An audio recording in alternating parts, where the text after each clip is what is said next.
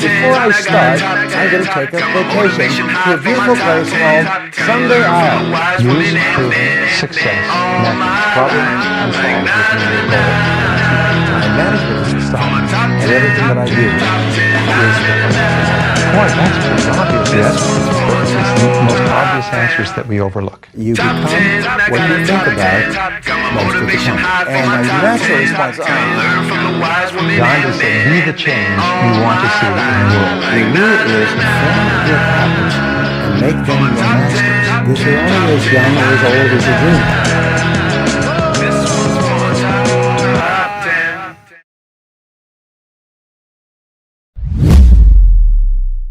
Most people have great goals. I want to increase my income and lose weight and get out of debt and be thin and happy and healthy and have a wonderful family. But then they decide, but before I start, I'm going to take a vacation to a beautiful place called Someday Isle. And in my estimation, 80% of the population lives on Someday Isle. Someday I'll lose some weight, and someday I'll read that book and listen to that program and join the Yes Network, and someday I'll get out of debt, someday I'll increase my income, but it's always Someday Isle. If you want to be a great success, there's one simple rule, is vote yourself off the island for life. If you decide you're going to do something, do it. You know, they've done dozens and dozens of studies over the years. They find that there's one major difference between successful people and unsuccessful people. Is successful people launch. They start. They get on with it. They just do it. Unsuccessful people get the same ideas and the same information, but they've always got an excuse for not starting. If you want to be successful in starting a business, then you study what people have learned, and everything that people have learned they've written down or shared in seminars or put onto audio programs is I learned this from a very wise man named Kopmeyer, who spent more than 50 years studying success. And he had developed more than 1,000 success principles that he had derived out of something like 6,000 books. And when I met him, I asked him the question you would ask. Of all these 1,000 principles, because I had studied it all, which is the most important principle of all? And he said, Brian, he said, it's simple. He said, use proven success methods. He said, learn from the experts. He said, Brian, you'll never live long enough to learn it all for yourself. So what I find is that successful people are those who learn from others who've gone before them. Unsuccessful people try to make it all up. Like a cook going into the kitchen, taking ingredients out of the cupboards, throwing them all in a bowl, and wondering why it doesn't taste good. This is why people's sales careers, why 80% of salespeople are functioning well below their potential. Only 20% make all the money. Why 20% of businesses in any industry make all the profits. Why 20% of the professionals in any service make 80% of the money, and so on, is because they follow proven success principles, proven recipes, proven formulas, proven combinations, and they just do them over and over again until they master them. Then they can do more and more of them, faster and faster, easier and easier, at a higher level of quality. And all that translates into greater results. Make a list of 10 things, 10 goals that you'd like to accomplish in the next year or so, and ask this question. If I could only accomplish one goal on this list, which one goal would have the greatest positive impact on my life? If you could only accomplish one goal in life, which one goal would have the greatest positive impact on your life? Now, for most people, especially when you're maturing in your career, when you're growing up, the biggest goal is money. If you had money, then you could buy a house, home, car, family, lifestyle, and so on. So that's quite normal. For other people, it may be a health goal. For business owners, maybe a business goal. For people with relationship problems, maybe a relationship goal. But ask yourself, if you could achieve one goal or resolve one problem, and remember, a problem unsolved is merely a goal unachieved, which one would it be? And write that down and make that the major definite purpose of your life. Make it the central organizing principle of your life. I was a young man. I had a revelation that changed my life. I had read articles and sometimes books on time management over the years and made some lists and set some priorities and things like that. And I always felt, however, that my life was the sun, and that all the different factors of my life were like planets that orbited around my life. And whether that was physical fitness or socializing or work or time management, they were all planets in orbit. What changed my life was when I realized that time management is the sun and everything that I do is the planets in orbit. Everything we do in life revolves around time because time is life. Time is the substance of our life. Is that the quality of your life is determined by the quality of your time management. That everything we have or are or ever will be a direct result of how we use our time. And the wonderful thing is we're always free to choose how we use our time. There's a process which has made more people rich than any other single process of goal achieving. And it's to take your major goal and structure it as a question. If your goal is to earn $100,000 a year, then you write, how can I earn $100,000 in the next 12 months? Now, that's an open-ended question, not how can I earn it at my job or doing a specific thing, just an open-ended question, how can I earn the amount of money? And then you discipline yourself to write 20 answers to the question. And the 20 answers are all the different things that you could think of to earn $100,000. Work longer, work harder, upgrade my skills, get a new job, take a part-time opportunity. Whatever it happens to be, write down everything you could think of, but force yourself to write at least 20 questions, or 20 answers to the question. The 20-question method, called mindstorming, forces you to dig deep, deep into your mind where you will find all your answers. And it may be call a person, read a book. Let me give you an example. We had a young fellow, entrepreneur, he got 35 years old. He'd built a successful business. He'd worked about 10 years to do it.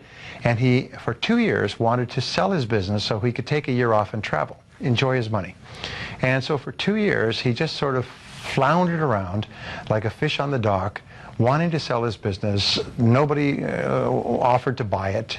He suggested it to people. People were not interested, and so on. And in this exercise that they put him through, his 20th answer, and often it's the 20th answer that is the breakthrough, was buy a book on how to sell your own business. And it just went off like a flashbulb in his mind. At the break, he got up. It was a downtown hotel. Got up, went down to the street to a major bookstore, went and found, he was amazed at the number of books that had been written on how to buy and sell a business. So he bought 2 or 3 books. 2 months later, he had restructured, packaged his business, sold it completely, satisfactorily, and took a year off. He said, but it was just a single idea. It was a breakthrough idea. But it was so simple. Just get a book on the subject. And you think, boy, that's pretty obvious, yes? But it's the most obvious answers that we overlook. Now, the starting point of becoming a millionaire is to remember the greatest discovery of all of human life, which is that you become what you think about most of the time. If you sincerely want to be rich, to achieve all your financial goals, and to retire as a self-made millionaire, one of the smartest things you can do is to develop the habits of thinking and acting that have enabled others to become self-made millionaires. What is so hard about this to understand? Most people are thinking of how little money they have. They worry about being broke. They're worried about lack and poverty. They're worried about the prices of everything, and they're wondering why they're not flourishing financially, because they're thinking about poverty and lack rather than prosperity and abundance. Now, these habits of financial success are learnable, as all habits are, by practice and repetition. In other words, you can program yourself to think like self-made millionaires.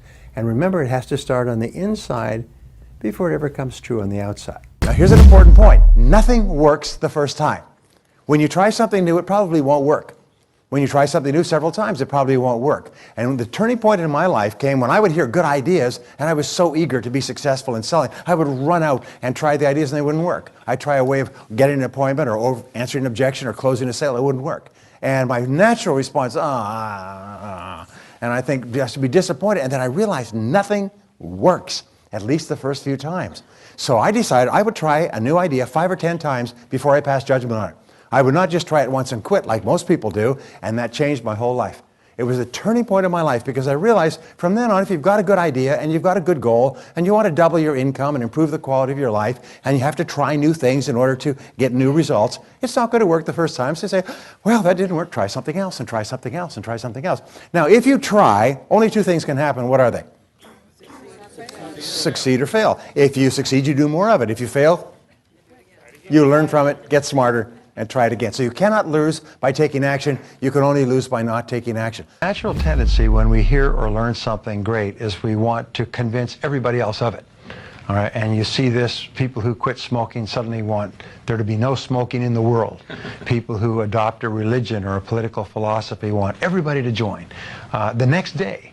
But the very best thing, as I mentioned earlier in our seminar, is that you must teach men at the school of example, for they will learn at no other. So what you need to do is be an example, and be an example for an extended period of time. Give yourself 2-3 months, maybe a year, of being the new person. When you go on a diet, don't insist that everybody else go on a diet the next day. Actually go on the diet, stay on the diet, lose the weight, achieve the level of financial fitness, and attract people so they come to you and say, what is it that you're doing? Or what is it that you're reading? Or what is it that you have that makes you different? Only then, when they reach out, do you offer it to them. The flip side of this is that in the main, people don't change. You can change, and you'll find it much easier to change if you're with positive people. Very hard to change with people who don't want you to change, who want you to be the person that you were. But in the main, people don't change. So sooner or later in life, you're often going to have to make some hard choices. In the short term, be the person. As Gandhi said, be the change you want to see in the world. Be the kind of person that you want to see. And if that does not bring people around, then be prepared to go to the next step. Be prepared to walk away. Well, Aristotle said that 95% of everything you do is the result of habit. So the rule is form good habits and make them your masters, rather than allowing bad habits to form. In fact, the other rule says this, is that good habits are hard to form, but easy to live with. Bad habits are easy to form, but hard to live with. Now, one of the turning points in my life and my studies of psychology was the discovery that all habits are learned and can be unlearned. Actually, you don't actually unlearn a habit. You simply replace a bad habit with a good habit that has more power and impact. And how do you develop a good habit? You develop a habit by repetition. Almost everything you do from the time you get up in the morning is habit. So start to think about yourself. What would be the best habits to have? Good question. What age should one give up on their dream? Never. Goethe said this, Henry Ford said this, Rockefeller said this, you're only as young or as old as your dreams. And as long as you still have dreams and visions and goals, they keep you young. It's the most amazing darn thing. One of the great stories is the story of Kentucky Fried Chicken.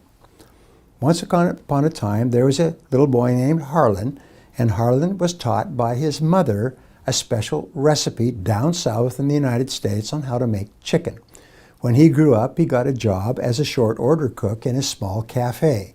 And he asked his boss if his boss would be interested in this chicken recipe. And his boss said, sure, throw it together, see what the people say. Turned out that everybody liked this special chicken recipe with all these secret herbs and spices. Well, for the rest of his career, right up till he was 65 years old, he either worked in little cafes or sometimes he owned a little cafe. When he was 65, he had a little cafe and he was making his chicken, and he had people coming from all around to eat his chicken. And the highways department built a highway past his little restaurant, his little chicken place, and put him out of business. They cut off the road so nobody could get to it. About the same time, he received a Social Security check, his first Social Security check at the age of 65. And he became angry. He said, I'm 65 years old, but I'm not ready to give up on my dreams.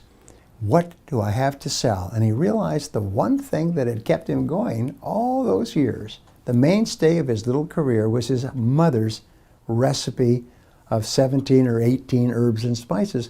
So he put them together in little bags, one bag per chicken, and he put his pots and pans in the back of his old car, and he started driving up and down the eastern seaboard, going from cafe to cafe to cafe, to ask them if they would pay him 5 cents a bag for his magical combination of herbs and spices. He called on more than 1,000 restaurants, sleeping in his car week after week, and finally he came across a little restaurant in Toronto that agreed to pay him 5 cents a bag for his herbs and spices. This is back in the 60s. And because of exchange controls, they had to give the money to the Red Cross. That was the beginning of the Kentucky Fried Chicken empire. We began to sell this recipe more and more. People began to put it on their signs. A major corporation came along and said we could make a real business of this. So they embraced him. They built the franchise. They made him one of the best known people in the world. When he died some years later, he was worth more than $50 million because he never gave up on his dreams. So I don't know if you're 65 and broke and living in your car with pots and pans with no money, but wherever you are, you never give up on your dreams.